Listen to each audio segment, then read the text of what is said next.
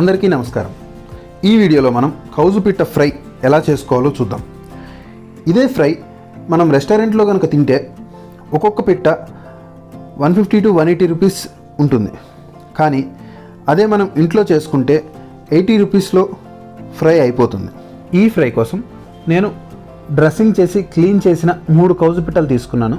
ఇక ఇందులో కావాల్సిన ఇంగ్రీడియంట్స్ వచ్చి అల్లం వెల్లుల్లి పేస్ట్, మిరియాల పొడి, చిటికెడు పసుపు, టేస్ట్కు తగ్గట్టు కారం, 1 స్పూన్ ఉప్పు, 1 స్పూన్ కార్న్ఫ్లోర్, పొడుగ్గా కట్ చేసిన 4 పచ్చిమిర్చి, కొద్దిగా కరివేపాకు, అలానే కొంచెం నిమ్మరసం.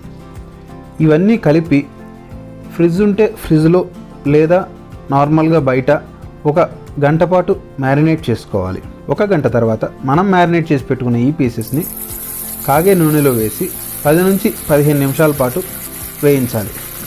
ఇవి తీసిన తర్వాత కొద్దిగా టేస్ట్ కోసం ధనియాల పొడి, ఉప్పు, వెల్లుల్లి కారం కలిపిన మసాలాని దీని మీద మనం స్ప్రింకిల్ చేసుకుంటే టేస్ట్ చాలా బాగుంటుంది. ఈ డిష్ కనుక మీకు నచ్చినట్లయితే ఒకసారి ట్రై చేయండి. మీ ఎక్స్పీరియన్స్ని కామెంట్స్ ద్వారా నాకు తెలియచేయండి. Thanks for watching. Please like, share and subscribe my channel.